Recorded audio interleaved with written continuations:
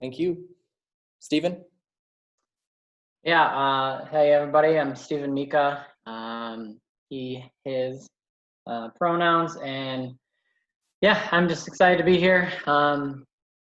Married with 4 boys, so applies. So just wanted to come back and I guess insert my experiences and whatnot. But yeah, degree in psychology with a emphasis on marriage and family studies. So Cool. been around there, so excited to be here. Yeah. Brandon, how about you? Good morning, everybody. Brandon Melnick, he, him, his. Really glad to be here joining you for the first time. I've watched the previous 2, lots of good conversations had on these important topics. I'm the youth development specialist at Arbor Circle, providing services and programs to the Lakeshore communities. Awesome. Thanks for being here. And then Leslie, do you want to introduce yourself? Sure. Hi there. I'm Leslie Coghill. I'm the Prevention and Systems Change Manager here at Resilience Advocates for Ending Violence, and I'm glad to be a part of this. I'll be moderating. If you have a question, I'm happy to answer it in the chat. Awesome. Thank you.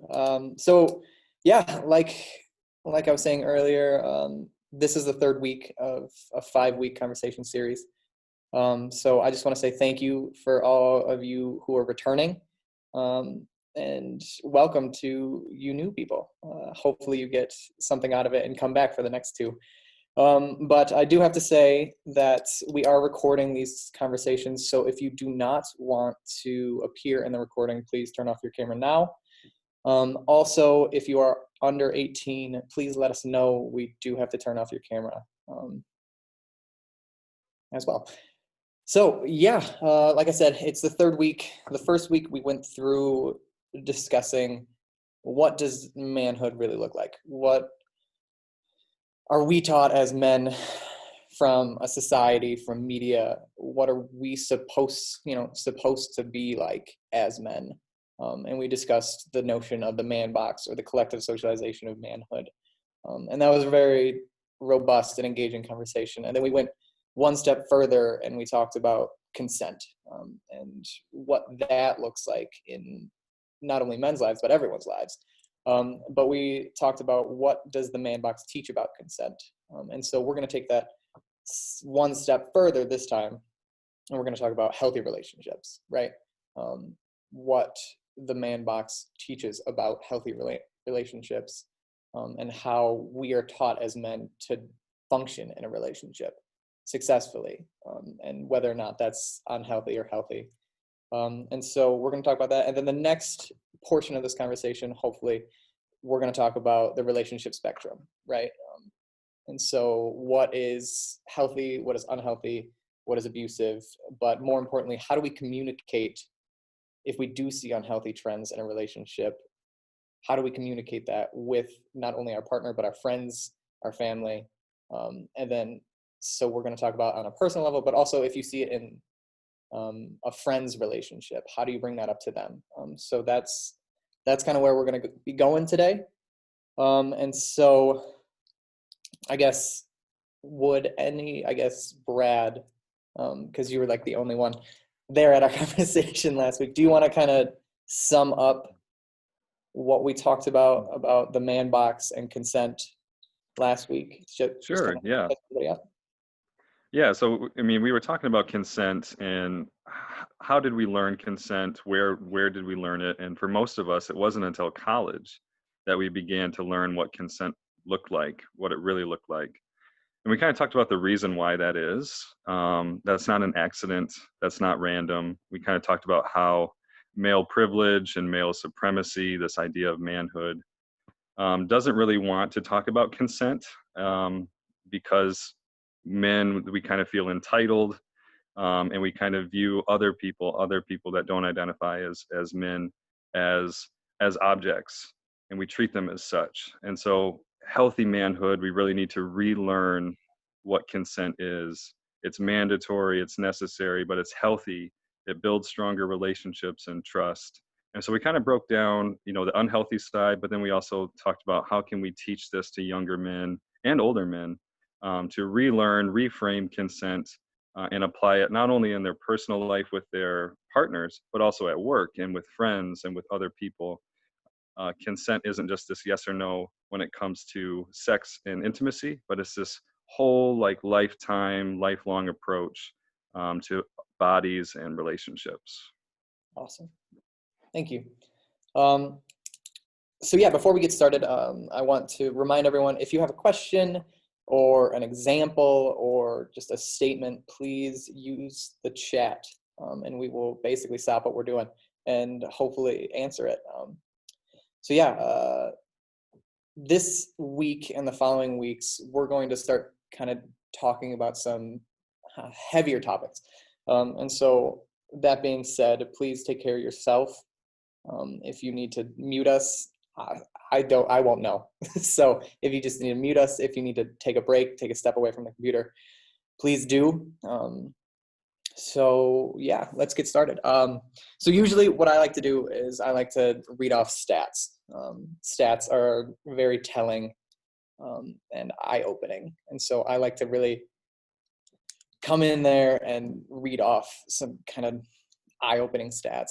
And so what I did is I went to loveisrespect.org. And so you can find all of these stats and all these citations there. But it's a wonderful website about talking about consent and healthy relationships and all of that fun stuff. And so I picked 5 very relevant stats that I'm going to read to you now. So the first one, 1 in 3 teens is a survivor of relationship abuse. So 33%. The second one, among female victims of intimate partner violence, 94% of those aged 16 through 19 and 70% of those aged 20 through 24 were victimized by a current or former boyfriend or girlfriend. 57% of college students say dating violence is difficult to identify, and 58% say they don't know how to help someone who's experiencing it. Violent relationships in adolescence can have serious ramifications by putting the victims at higher risk for substance abuse, eating disorders, risky sexual behavior, and further domestic violence. And then this one really caught my eye, but 81% of parents believe teen dating violence is not an issue or admit that they don't know it's an issue. So I'm going to ask the main speakers, but what are your initial just reactions to these stats? Initial thoughts?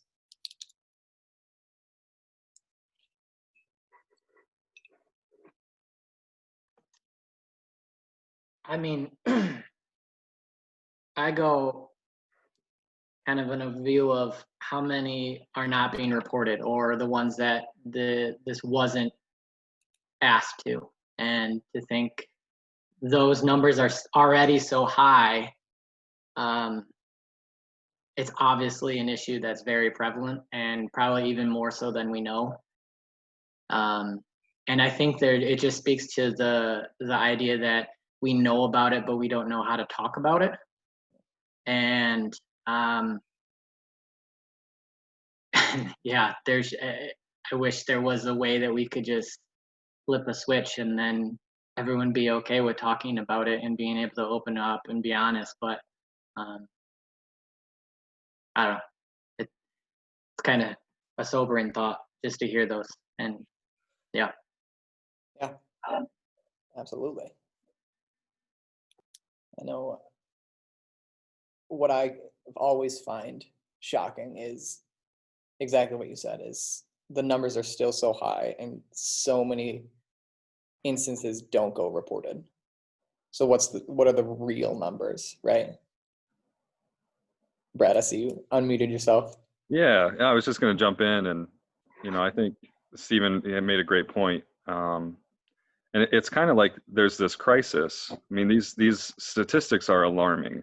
I mean, we're talking about the vast majority of people that are experiencing some form of abuse or violence, whether that's emotional, physical, or sexual. And so it's almost like a miracle for people if they don't experience any form of abuse. And when you really think about that, that is such a huge problem in our culture and our society. And to Stephen's point, we don't really talk about it much. And so it's become normalized. That's kind of what the feeling is for me, is this type of treatment, this type of abuse, relationship abuse, has become normal in our society. And I think that's a huge problem that we have to address.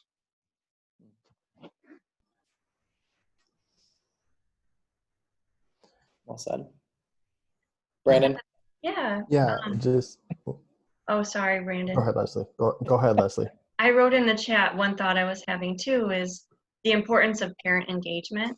When you rattle off the stats and we hear so many teens are affected, it's really important to think holistically about engaging teens in conversation and education in schools, but also to engage parents, to do parent education, to engage them in understanding what healthy and unhealthy relationships are, to equip them with tools and resources so that they can be a part of addressing it, responding, and making that a habit of a conversation at home as well, in addition to other prevention education resources.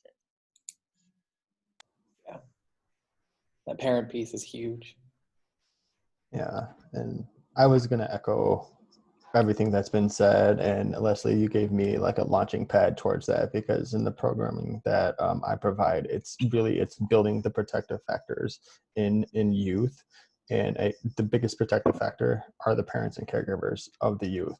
But if the youth are seeing from their parents and caregivers that, hey, we can't talk about this, and they don't know how to be open, be honest, all of these things that the man box is saying that you can't be as a man, well, and then you're getting all of these pressures from your peers when you're in middle school, when you're in high school, even when you're in elementary school, and you're taught to not talk about it, and that's okay. It does normalize it, but you don't know anything else. And that's not on the fault of the kids. It's not on the fault of the youth. It's because they don't know anything else, and they don't know the severe ramifications and harm and violence that it's causing on not just themselves, but on their whole community, on the whole world, really.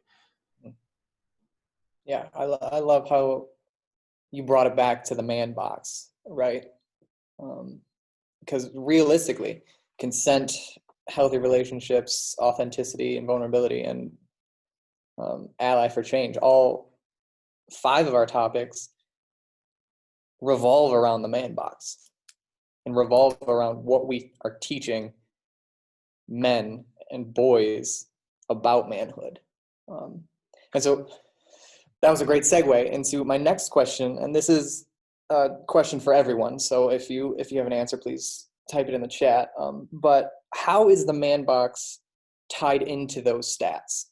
How does the man box feed into the stats that I just read off? How does the man box connect to 1 in 3 teens as a survivor of relationship abuse? How does it connect to 81% of parents believe that teen dating violence is not an issue, or they don't know how to talk about it?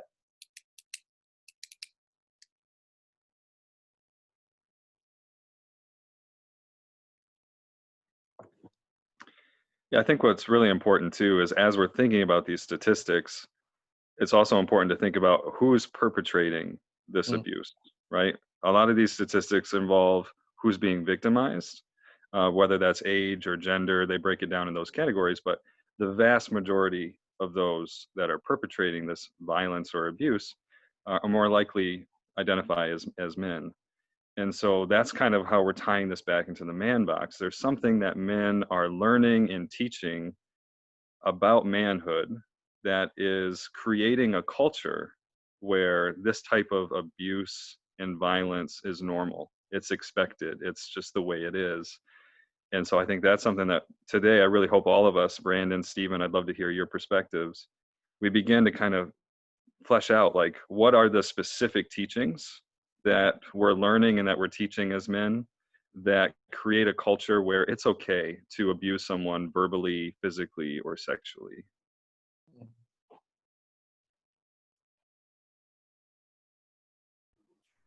And the short answer to how are we learning that it is okay, for me, is who tells us that it's not okay, right? Like there's a difference in, hey, this is wrong, and hey, this is what you should be doing, right? So, and we'll get into, you know, how we first learned about what a healthy relationship looks like in a little bit, but you know, that's really my short answer to that, not to be like snarky or anything. You know, words have meaning, actions have meaning, and you know, what are we being intentional at telling, especially our youth? Really, the younger the better. You know, if you can teach them the right way at a younger age, then you know they can also show that and say that to their friends and to their peers, and then you have like a circle of gatekeepers, really, of what, in this case, healthy manhood looks like, and that's really keeping everybody safe. Absolutely. I like how you brought it back to providing that healthy role model, right? I know we talked about that last week. Josue from A Call to Men did. It's providing that counter narrative to the dominant story, being that healthy relationship role model, right? It's being the one person that's saying something different or saying, no, that's not how we're supposed to act in a relationship. Yeah, awesome. Thank you. Any thoughts, Stephen, before we kind of move forward? Yeah, I agree. To counter society is huge, because we live in a day and age where it's promoted everywhere we look that your life is about you, live it up, YOLO, to use an old phrase. But I mean, every day you wake up and you're told, do what you want, whatever you want, however you want to do it, and it doesn't matter who you hurt as long as your needs, your desires are fulfilled. And to have people in your life that are countering that is huge, because our hearts lean towards wanting what we want, and when we want it. And another thing to touch on, I mean, I think the porn industry really goes into how relationships are formed, because you can go anywhere on the internet and see a video of just degradation of all sexes if you look for it. And it's that sex and relationships are about what you want when you want it, and if someone stands in your way, they shouldn't. And it doesn't matter if you hurt them, if you get what you want. And I mean, that's the culture that we live in, capped with our hearts are very driven by what we want, and we want it now. And so I just think if you have that, those people in your life to come alongside and say, this is not what is healthy even. Right. Yeah. I like how you bring up porn, because I was actually watching a TED Talk called Let's Talk Porn. And it was all about how porn is rewiring specifically young men's brains, and like just the ramifications of consuming porn, and how it's so addictive. And they compared it to like having a drug addiction, where you need more and more and more in order to get that same high. And then it talks about exactly what you're talking about. We can talk about that in a little bit. We're kind of jumping ahead here, but I see, Brad, you unmuted yourself. Do you have something to say? Yeah, I was just going to build off of what Brandon and Stephen had said. And, you know, again, manhood, that traditional man box, being very self-centered, and how that creates this feeling of entitlement that I think we see a lot of that in relationships, especially, you know, men living in the man box. They feel entitled. They feel like they have the balance of power in their favor. They get what they want. And like Stephen said, it's not about what the other partner wants or what they need. There's a sense of selfishness and entitlement. And then when you combine that with some things we've talked about before, the objectification of non-masculine folks and the hypersexualization, especially of women's bodies, we're starting to see how manhood plays a vital role in relationships. Yeah, absolutely. And while we're kind of talking about like the man box and where men learn how to function in relationships, my question to everybody now is, do you remember what it was like to be like first taught about how to be in a relationship? Like, what did that situation look like? I know I see you're smiling. For me, no one really sat me down and was like, hey, this is how you be a good boyfriend, right? This is how you be a good friend. It just was expected that I know it. And so obviously I learned from TV, media, friends, older brothers, right? I mean, and so my first relationship was in, and this is an openness and vulnerability, but in middle school was my first relationship. And so I didn't know how to be in a relationship, but everyone was like, you like each other, like date, and kept pressuring us to date. And I was like in 6th grade, and I was like, I don't even know what date means. Like, I can't even talk to a girl without sweating. So I don't know like how to be in a relationship. And finally I was like, fine, yeah. And so I was like, hey, let's date. And then I got all of these expectations of like how to be a good boyfriend, but I got different expectations from different influences, right? My friends said one thing, my girlfriend said another, my parents said one thing, my brother said another. And so I was just confused, right? And so what I did was I got her flowers and I like barely held her hand, and then we broke up 2 weeks later. And then no one processed that with me. And so, yeah, my question is like, did anyone sit you guys down and talk about healthy relationships, or was it just expected that you were supposed to know? We have an answer. Learned from others / movies since home life wasn't verbally available. I learned much more about relationships from the people I spent more time with. Inevitably, friends who learn the wrong way as well. Yeah, I like how you pointed out and inevitably friends who learn the wrong way as well. We're all learning from the same kind of wrong influences, and then we try and learn from one another.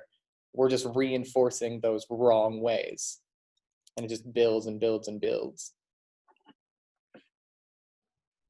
So I'll take a try at this. I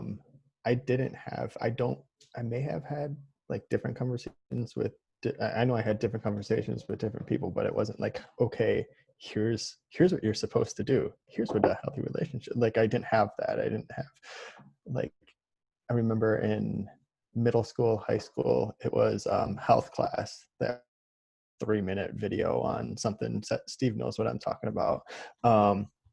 But other than that, it was like trial by error. And it's like, this isn't something that you can do trial by error, because you are causing, you could potentially cause a lot of damage not knowing. I mean, because in middle school, high school, there's nothing going on. You're not raging on hormones or anything, not having a clue what's going on around you. But like, being in an unhealthy relationship, looking retrospectively, being in an unhealthy relationship during that time period can cause a lot of trauma, and you have no idea what you're doing. You don't even know that you're doing wrong. You're being pressured by your friends to just do it because we need to put a label on everything, as a society, which I don't agree with. But like, why does it matter what my relationship status, how does that affect you? And you're telling me that I have to do this, but why? Like, it literally has no effect on you. And it's just trying to fit into the status quo at that age. And even, now, it's just really difficult to do, especially when you don't know right from wrong, and you don't know what you're supposed to be doing and you're not supposed to be doing. And yeah, there we go.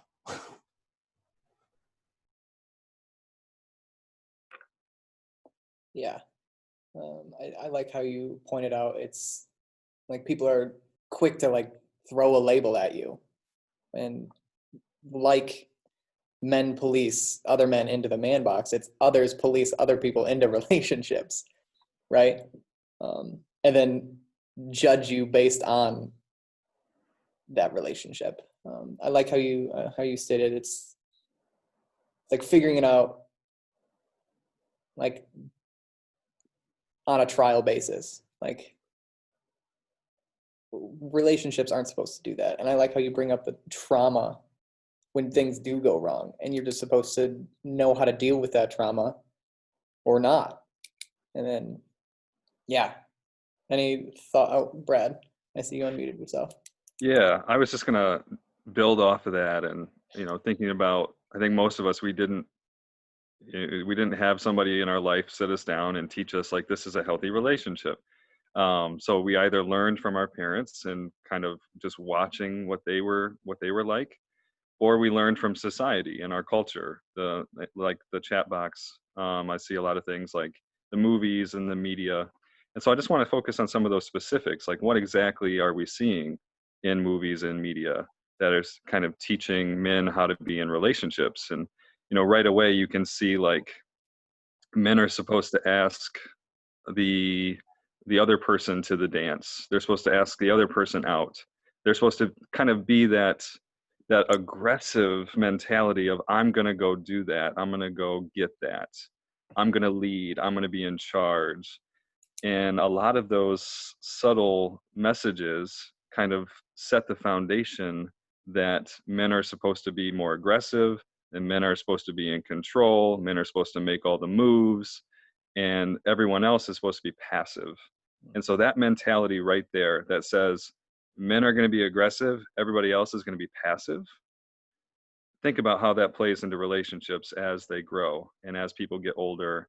And I think that's really problematic. That mindset right there, that binary is really troubling and can contribute to the trauma that you're all talking about.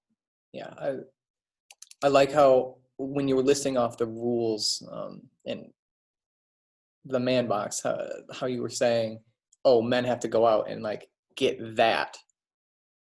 And so I focus a lot of the times, I focus with young men is I focus with wording. And so like, they say, oh, I'd hit that. Oh, I'd tap that, right? And the word that and it, those words don't describe a human being. They describe an object. And so a lot of the times young men are taught that if their partners in relationships are objects, then they're easily, this is going to sound terrible, they're easily to get rid of. Yep. And also the more, the merrier, right? Yeah. And so it's just that view of other people being objects, and more specifically sexual objects, if we're being honest, it's just, it ruins what a healthy relationship could be. It ruins our sense of what relationships are. And it ruins just the sense of what a human being deserves, right? Absolutely. Yeah. Yeah, we'll throw this over to Stephen, but I love what you're saying. You're talking about this dehumanization of specifically non-masculine, white, cis hetero masculine people. They are lesser than, they are inferior. They don't have the same power. And so they're taken advantage of by privileged men in relationships. And I think that's a really foundational element here that we're starting to see.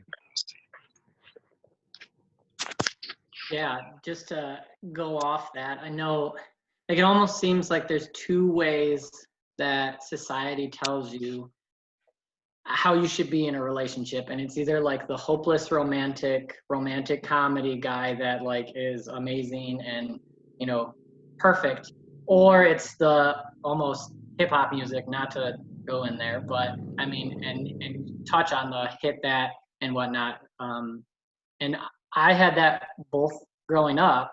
And so for me, it was a lot of trying to go through, hey, how do I go about having a relationship? So my first relationship was that holding hands in the hallway at school.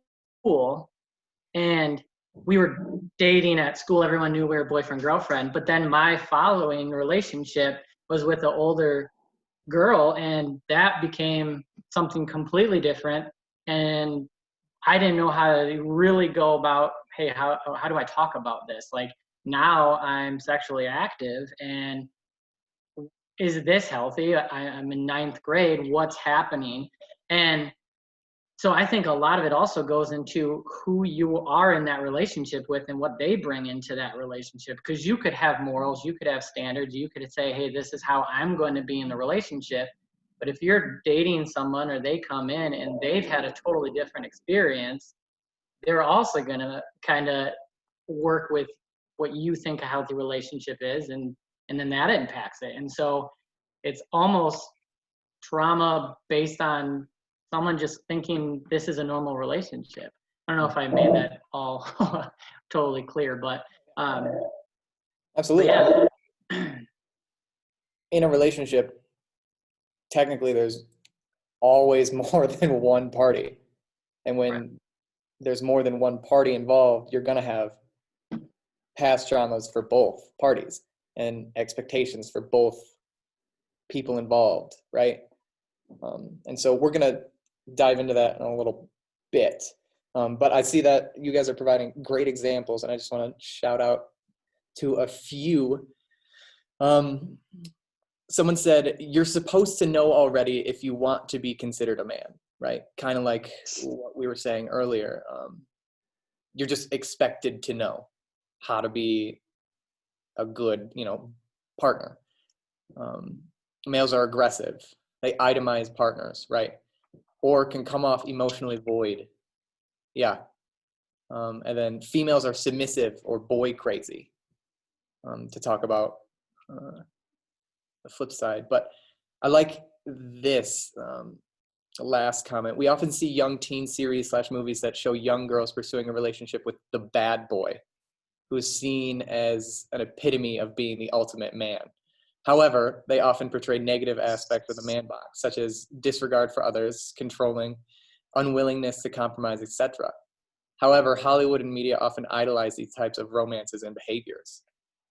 And so I think realistically that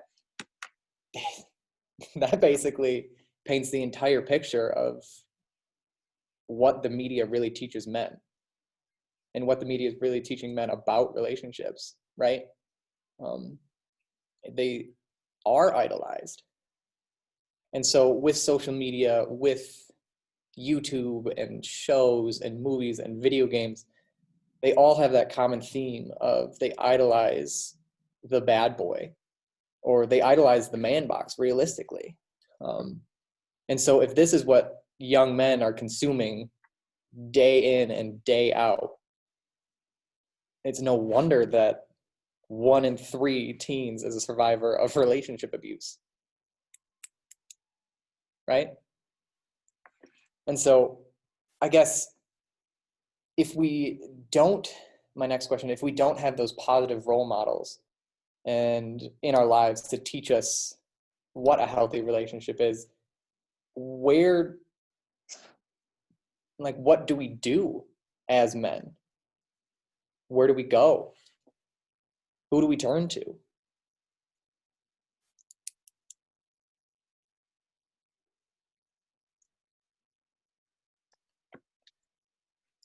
And so, yeah, I guess, yeah, I was just gonna, no, it's okay. Zoom, right? But I was just gonna, I had a thought, but it's basically having conversations like these, right?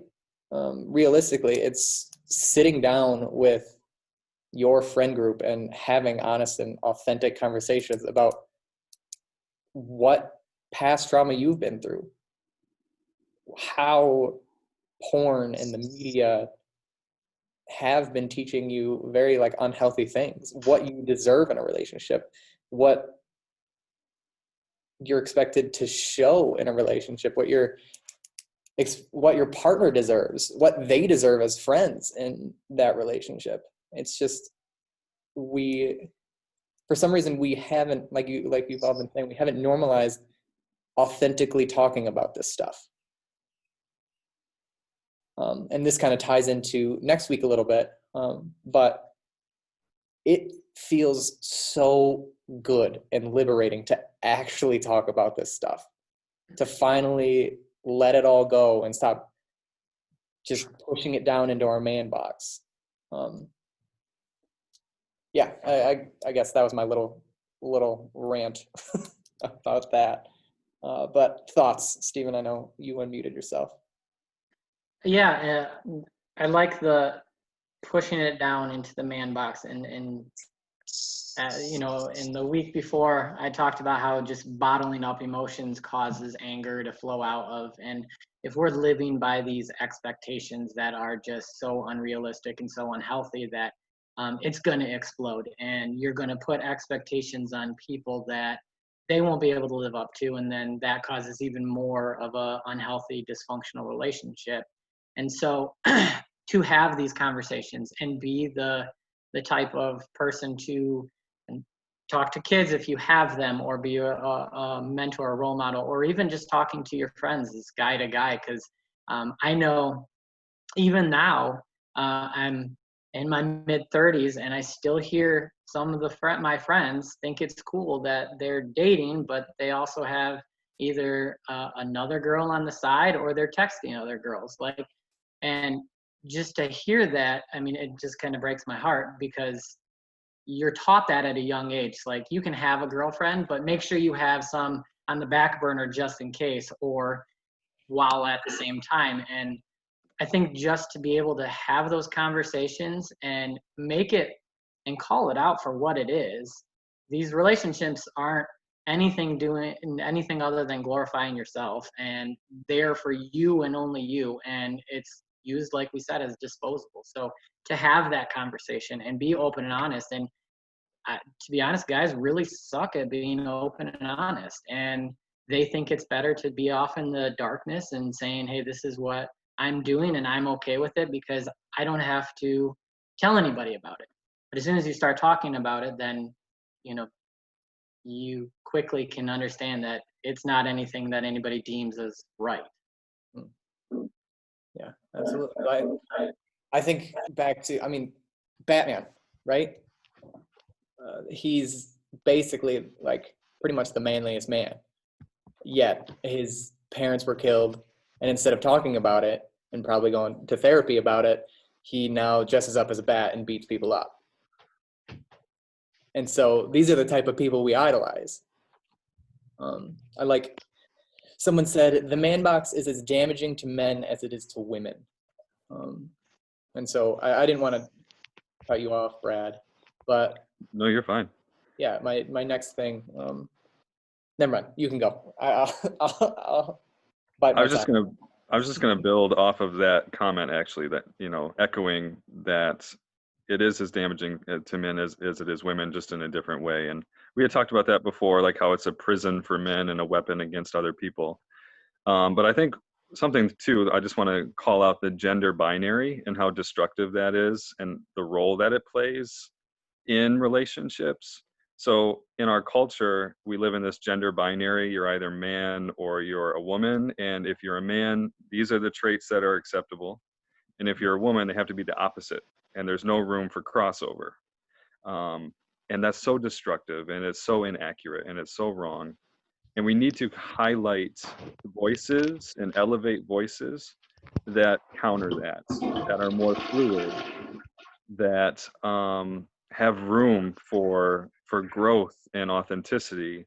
So the gender binary plays a huge role in this, and we really need to call that out and challenge it so that we can allow men the opportunity to be more authentic, to not have to be in this prison or this man box, that it's okay to get out there and do different things and experience new things and be your true self. There's beauty there, there's power there, and it's really healthy as well.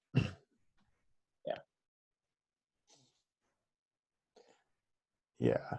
And going off of that, the binary, just in any sense, not just in regards to gender, it is super destructive to people as a whole. It withholds them from being their true authentic selves. But as much as the media portrays all of these really unhealthy relationships that we're seeing, whether it's on movies or TV shows, or even through books or newspapers, what have you, especially social media, think of what they're portraying. Like, it's almost always it's a man and a woman. Mm. So when we're talking about healthy relationships, what if you're gender nonconforming or you're non-binary? You have no idea what that looks like. And you're just going, like, you literally have to dig for your information. And there's obviously a lot of misinformation. So you're like, oh, okay, I saw this in place XYZ, so it must be safe, it must be healthy. No, it's not. And you don't know, but here you are still exploring your gender expression, your gender identity, your true authentic self, but you don't want to out yourself. So you don't have somebody to go through, because a lot of LGBTQ plus youth, they have, they have all these risk factors built up against them, and they don't have the protective factors to help protect them. So like if they're homeless, they literally have no place to go. So most of the time, if you're homeless, you don't have somebody, that you trust that you can go to, because maybe they outed yourself and they kicked you out. So now you're literally on your own. You're exploring your identity. You have nobody to you feel like you have nobody to turn to. So you go to the media and they're providing this misinformation, and we wonder why they're confused and that these rates are so high of those that are reporting, knowing that they go largely underreported. So like it's not like super difficult to figure out with the intersectionality of everything going on, but keep that in mind. Think of, when was the last time that you saw two guys kissing, or two guys holding hands, or two girls, or two females, two people that aren't a male and a female? Think of that impact that has on those people's lives. Absolutely. Thank you so much. Thank you. I love that. Bringing that into focus, because we were all just talking about how hard it is for male identified to figure relationships out, and we have all of these examples to go off of. So thank you. I can't imagine how hard it is for the LGBTQA community. But so we have one more comment. I think we need an update on our educational programs / discussions around healthy relationships to incorporate more modern realities on how young people are engaging with one another. Media literacy and porn appropriate use of technology and communication clarity within that. Texting, dating apps, ethical dating practices, which can include ethical non-monogamy, etc. Yeah, I think you kind of hit the nail on the head. We need to update how we talk about healthy relationships. And so I know for me in my programming, we spend an entire day on just digital abuse and what a healthy relationship looks like over the phone. Because we do, like, there's texting, there's Snapchat, there's Skype. I don't even think they use Skype anymore. Instagram, TikTok,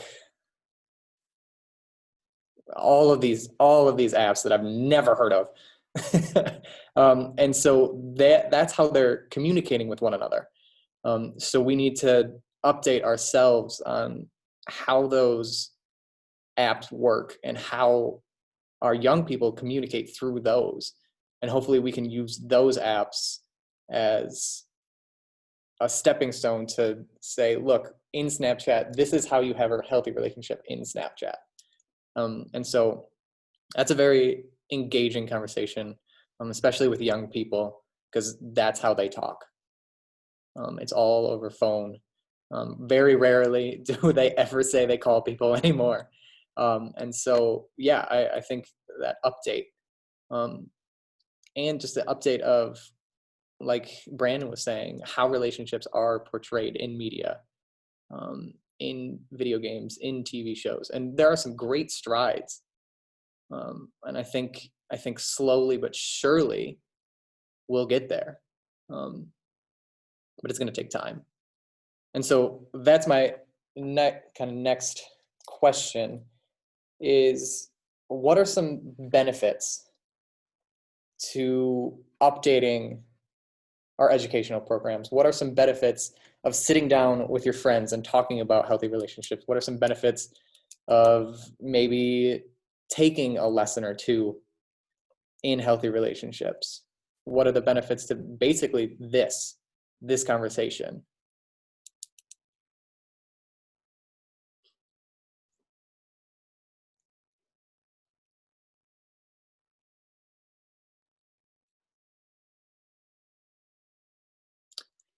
I can go.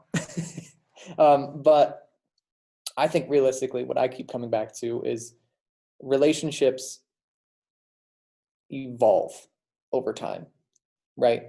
Like Stephen, you kind of were hitting at, they evolve as we evolve.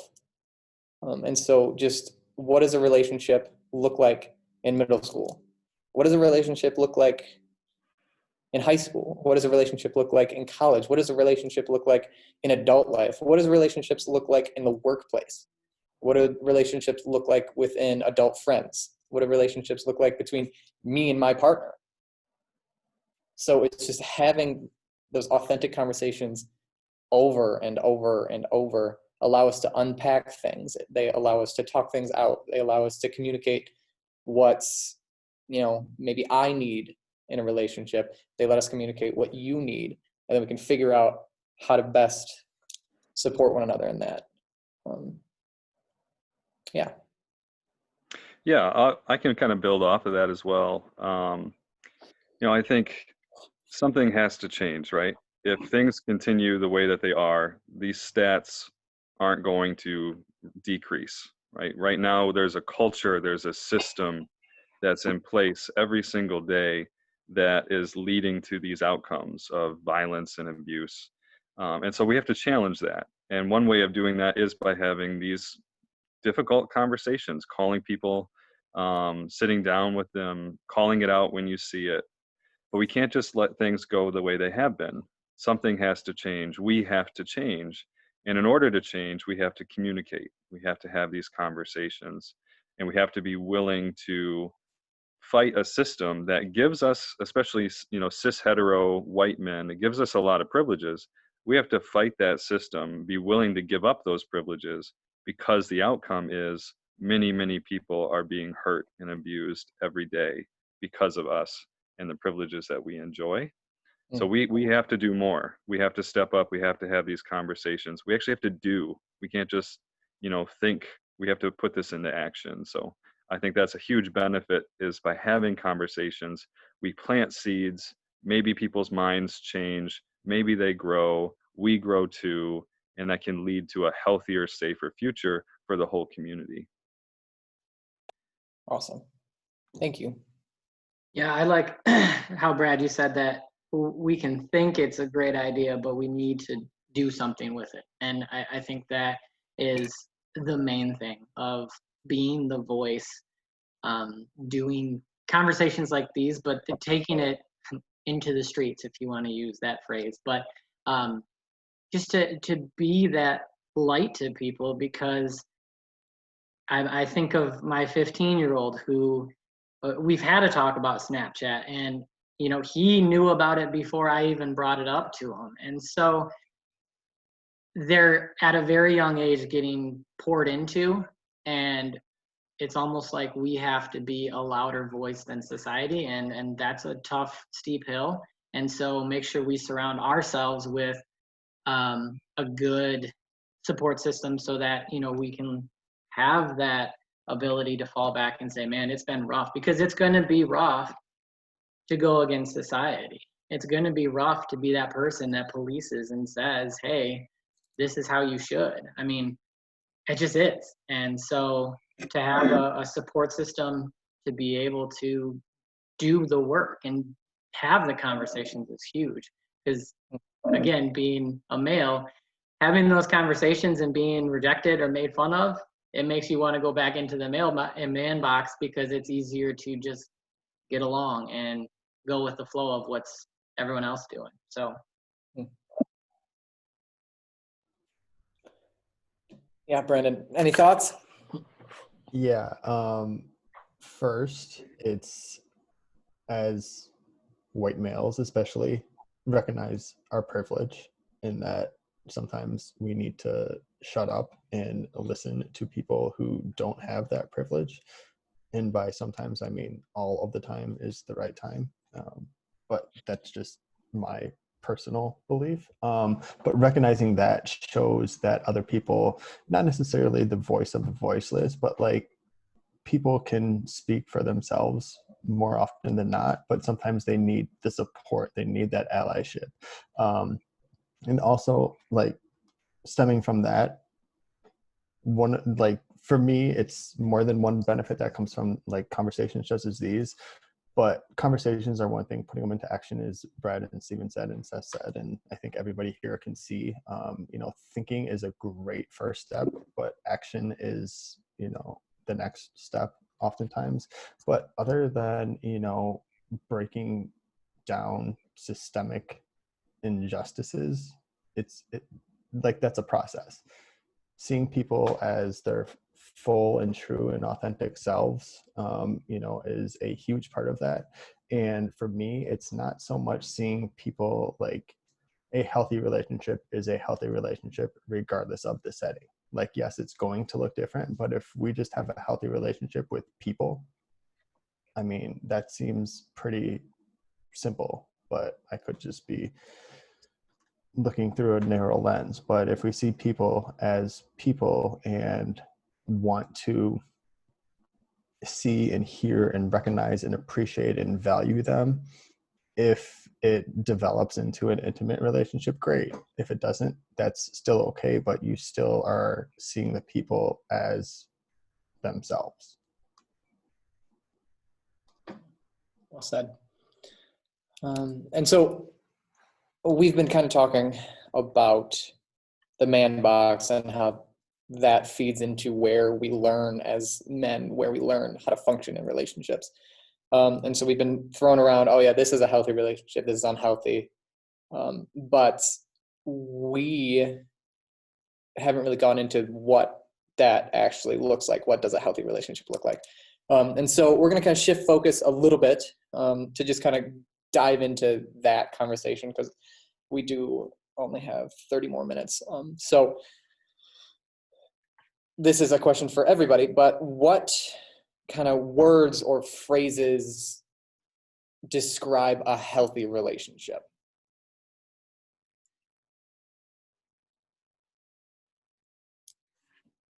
What does a healthy relationship consist of?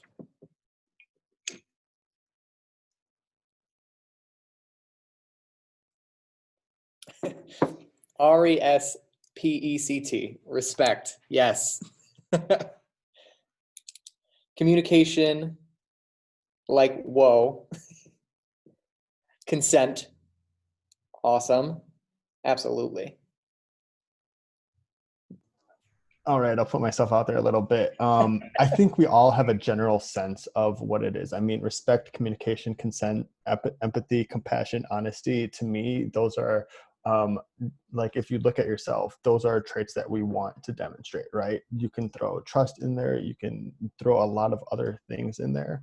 But for me, what a healthy relationship looks like is, am I expecting the same thing of my partner, of my coworker, of my colleague, of my what have you? But in this sense, I'm looking at my partner to have not all of the same traits and qualities of me, but things that I want to aspire to be as well, right? Like, I'm not going to say, hey, in my partner, I want you to have all of these, and I'm just going to be some, like I'm good the way I am. Like, that's not how it works.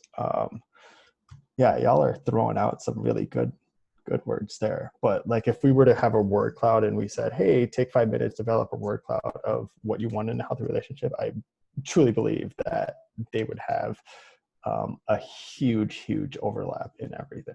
So there's my no answer response for that. Oh, I think that's great. I think that is an answer. A phrase that I use a lot with my clients is there an equal balance of power? And that's kind of what you're getting at. And that can look different. Like, people can have different roles and different responsibilities. But at the end of the day, when you analyze the whole relationship, is there this equal balance of power where both people are being respected and heard and valued? Is it a team? Or, right, does one person have the bulk of power and is taking advantage of the other person, whether that's emotional, physical, or sexual? And that's where we see that abusive relationship take place. So you're 100% right, Brandon. I love that. Not only is it mutual, but there's an equal balance of power. That's so, so important.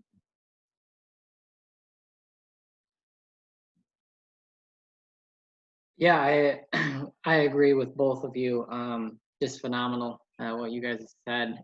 I look at it from the standpoint of talking to my 8 and 6-year-old and using the cliche golden rule, treat others like you want to be treated, but really digging into that of, like, are you really treating people the way that you would like to be treated, and flip it so that you are in those shoes. And you want to be in relationships with people that is a teamwork.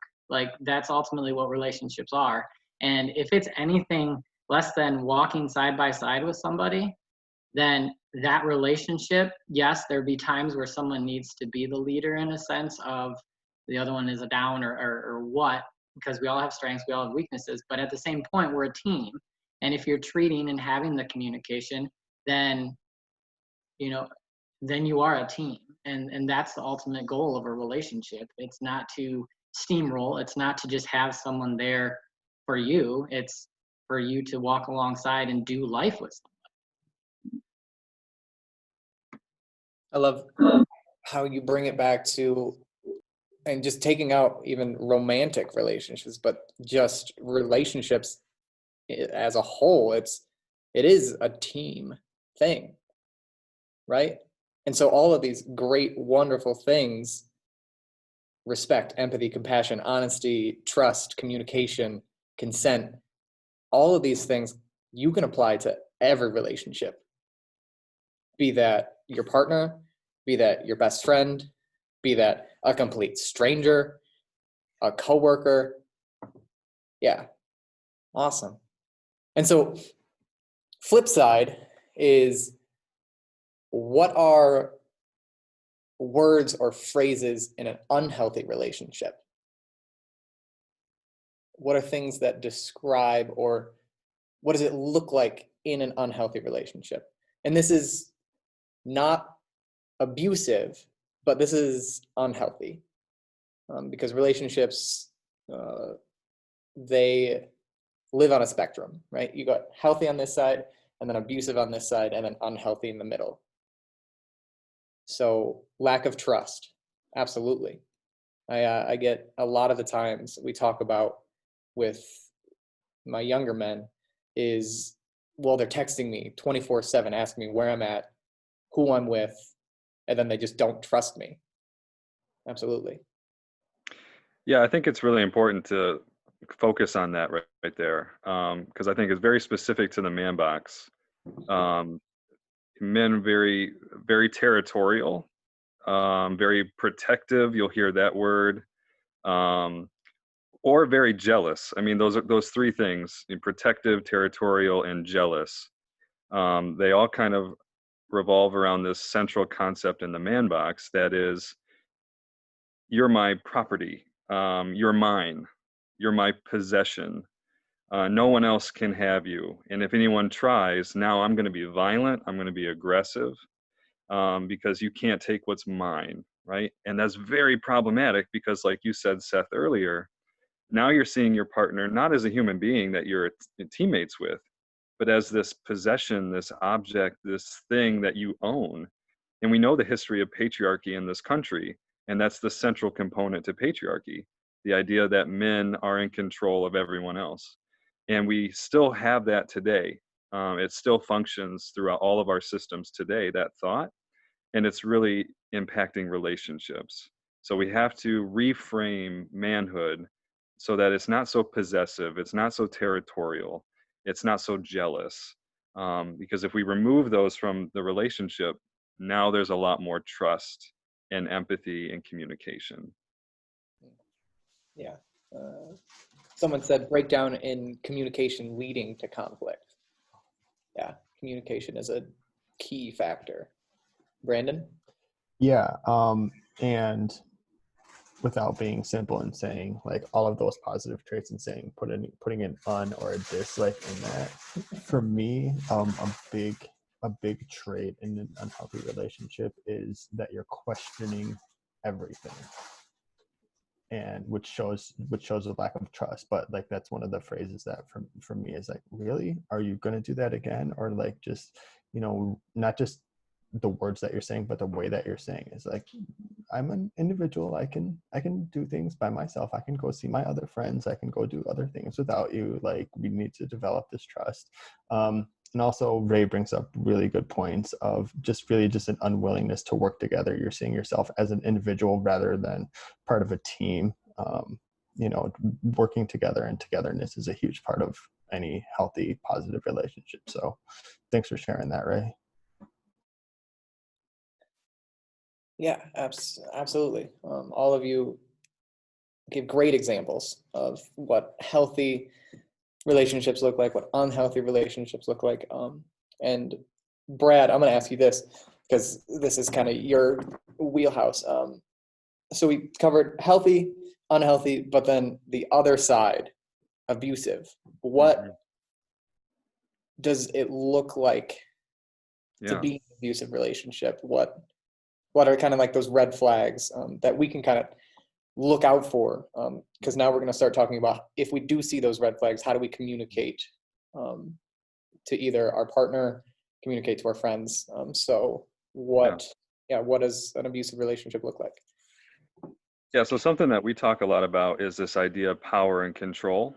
There's a great wheel out there that's used all over the country. I encourage everybody, if they're not familiar with the power and control wheel, to kind of look that up. But essentially what it is there's that abusive line that people cross because they have this intent of, I'm going to hurt you emotionally. I'm going to make you feel small.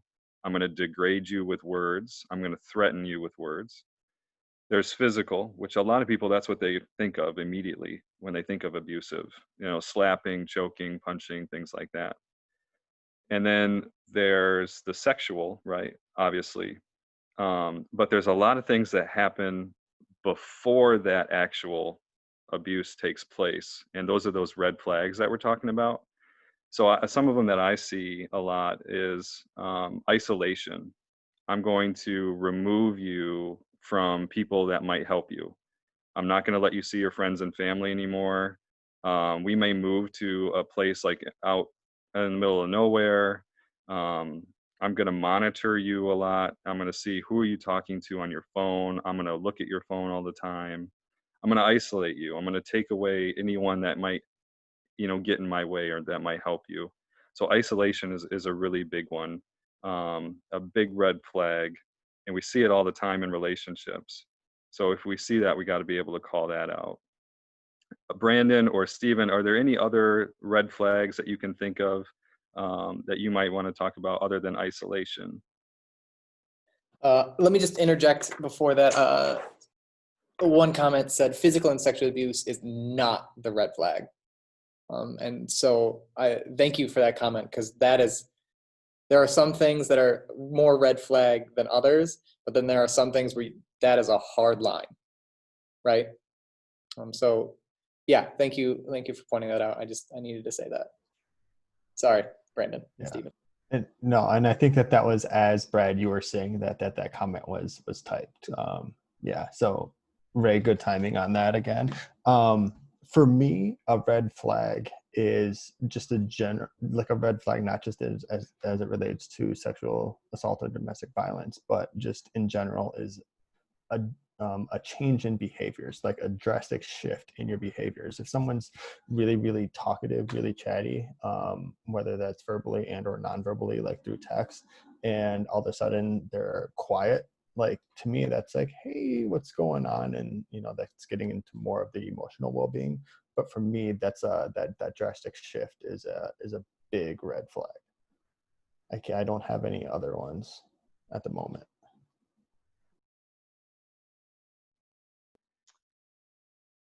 Yeah, I like how in the comments it says controlling and limiting the individual's sense of their true or self.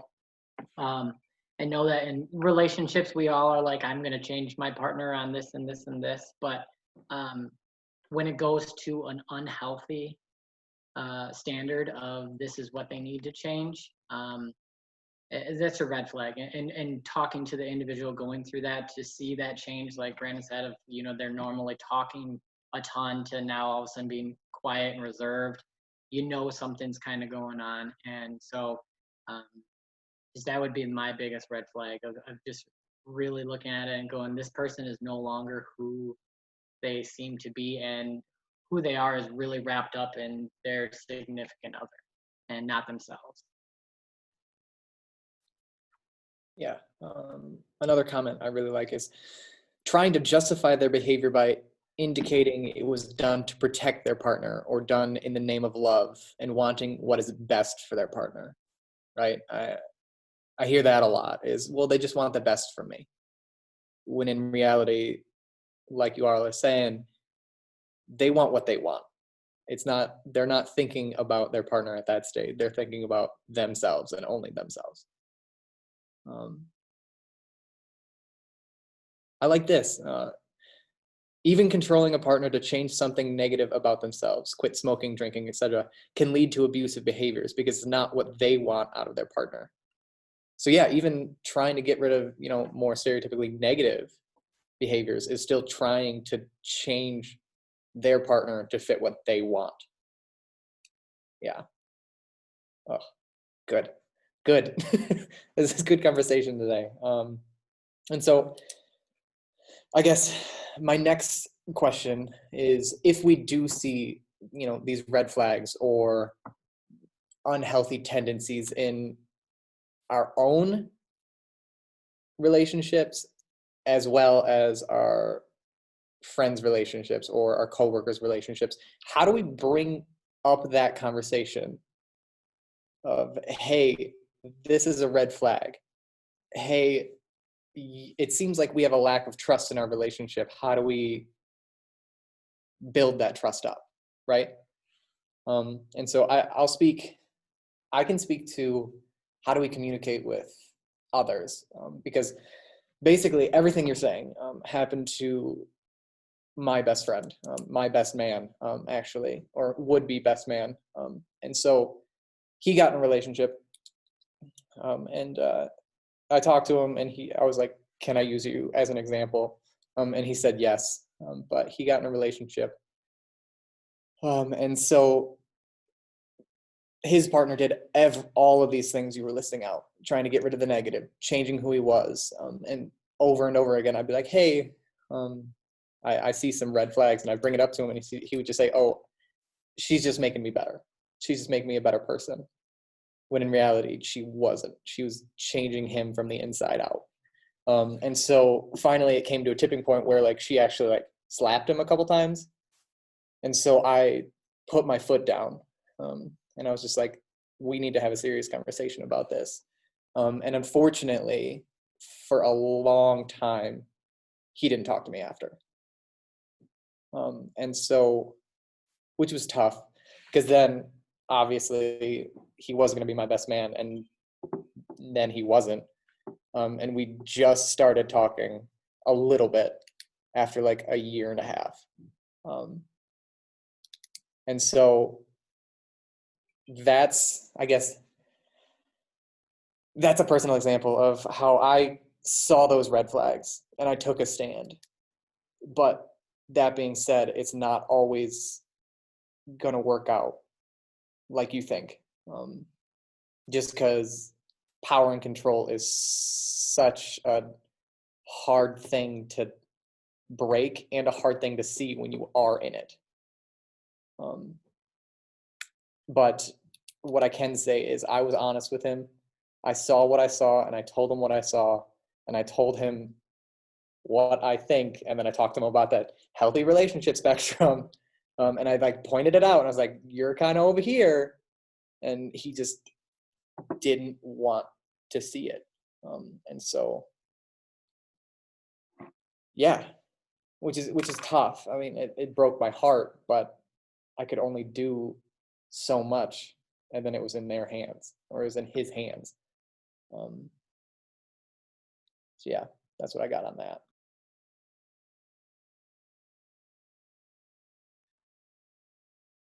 Yeah, I would agree that you got to be mindful of the relationship that you are speaking into. If it's a best friend, if it's a professional, and someone comes to you and starts asking you questions, how to navigate that would be based on those situations. But I think all of us have those stories of we, at some degree, has raised red flags, and that person being so immersed in the relationship and almost dependent on that other person, they stay in it for a very long time.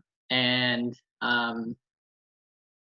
you know, I just think to have those conversations and offer the, hey, this is not me coming from a negative or judgmental standpoint. It's out of love and grace, and I'm just saying, hey, I'm here, I'm seeing these. If you want to talk about it, let me know, but this is what I'm seeing. And when the time comes, I honestly feel that person will come around, but it may take different events to occur to have that happen. Yeah. I'm going to ask you this, Stephen. As a dad, how would you bring up this to your sons if you saw these red flags? So I equate it right now just to, again, how they're treating others. Again, going back to the 6 and 8-year-old, we have a lot of conversations right now of, would you like it if you were being treated that way? Or if someone did that to you, how would you like it? But because I have all 4 boys, knowing if I saw the red flags, which would probably be more on the aggressor side, and them being the one that's perpetrating the violence in a sense, if we want to speak hypothetically, it would have to have a sit down conversation and be like, hey, what's going on? And try to have them articulate where they're getting this thought process of the behavior. Because I being psychology driven, like I'm always, hey, why are you doing what you're doing? And they know that. So the conversations really stem from, hey, I know what the behavior was, but let's get to the mindset before that, and just to be able to have that conversation. And I hope and pray that I've created an environment here that they can talk freely, even when they have these things going on. And so to sit them down, again, not in a judgmental or dad voice type of way, but to lovingly say, hey, this is what I'm seeing, and I know that you're capable of much more love and grace.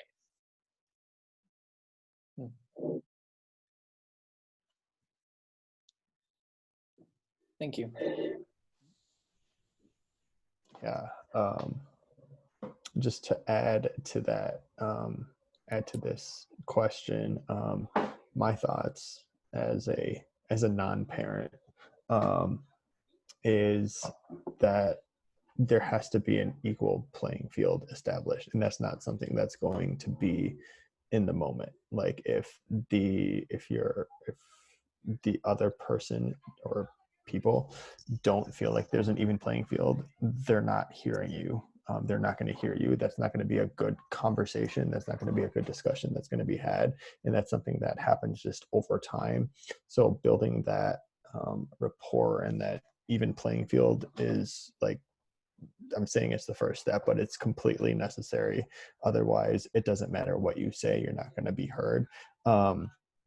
But if that's already established, then like, hey, I'm coming from this place, and here is, like, have some like data, like this is the road that we or I or you are going down, and I don't want that for you, and I don't want that for us, but I need to be, I need to look out for my well-being too. I need to look out for my safety. And they're not going to want to hear like, you won't be part of that if this continues, because in their mind they're not doing anything wrong most of the time.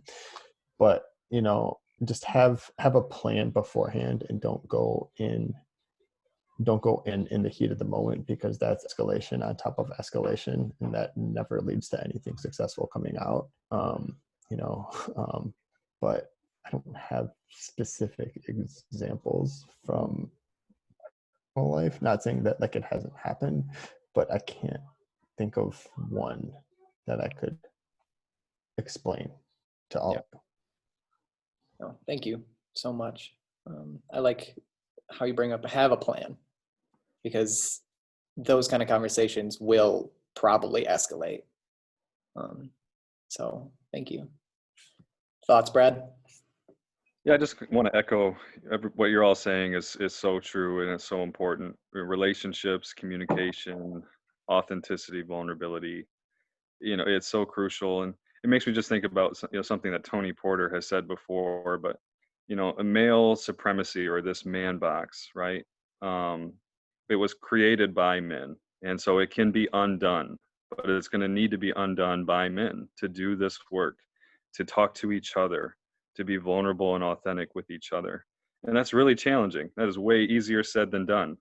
And so we need those things like we've talked about. We need those counter stories. We need those positive role models. We need those people in our lives and society and our culture that let us know we can do this and we should do this. We need each other. We need more community, more prevention, more outreach, more conversation. But at the end of the day, we have to sit with this and really become comfortable with being uncomfortable. And that's going to allow us to have these conversations and hopefully change and grow over time. Yeah, it leads me to a question that keeps popping up in my head.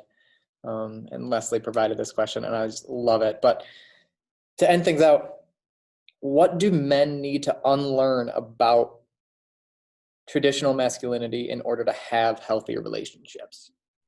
And that's exactly what you were kind of speaking at, Brad. It's men basically need to unlearn that dominant narrative of aggression, be the dominant one in a relationship, be possessive over those around you. All of this stuff we've been talking about, we basically need to unlearn all of that negative while building up that positive of, men are nurturing, men are kind. Like, I've seen some amazing men, and I've talked to, and I have friends that are amazing men. That's because they lead with, compassion. They lead with empathy. They lead with authentically listening. They lead with vulnerability instead of they lead with dominance and aggression and violence, like we were all taught. Right? Thoughts? Yeah, I love that. Absolutely. We have to unlearn that aggression is okay, is expected, is natural, is manhood. I think aggression is this underlying factor in all of the things that we've talked about. This idea that the world is mine and everyone in it is there for me to take advantage of, because I'm entitled to have my best life. And so get out of my way, I'm going to go get it. This mentality of aggression is so toxic. And we have to unlearn, like you said, Seth, that it's not about being aggressive, but it's about being kind and empathetic and genuine and authentic. And if we can reframe that, I think a lot of change, a lot of healing, and a lot of growth can take place. Absolutely. Yep. Yeah. So basically, as men, as people as well, we just have to unlearn everything. No pressure. But I think sort of as a follow-up to that question is, if we're unlearning all of this, what are we going to learn? What are we going to teach ourselves? What are we going to teach other people? And hopefully it's those positive attributes that we want in a healthy relationship. We have trust, kindness, empathy, compassion, sympathy, integrity, vulnerability, acceptance, seeing value in people, authenticity, all of those positive traits. Because if we're unlearning something, then really like literally we're left with nothing. So if we're going to unlearn all of these negative traits, which I wholeheartedly agree with, what are we putting in place of that? What are we replacing that with? Is it more positive or is it just more negative? Because if it's just more negative, then why did we unlearn that? Make it worth your while. And also realize the impact that you have on other people without even noticing it. Like, provide prevention programming to youth along the lakeshore of West Michigan, and I can, as a male, I can just walk in, and those, especially elementary boys, they're paying attention to me, and they're paying more attention to what I'm doing that is wrong. Because if I can get away with that, then they think that they can also get away with that. So I have to not be like super cautious like on it, but subconsciously it's like, oh crap, I'm running without my shoes tied. They think that that's okay, and then they fall on their face, and then it's, oh, Brandon said that was okay. It's like, no, actually, like, I just forgot to tie my shoes. But realizing the impact that we have on people subconsciously is tremendous, and something that we probably don't think about too much.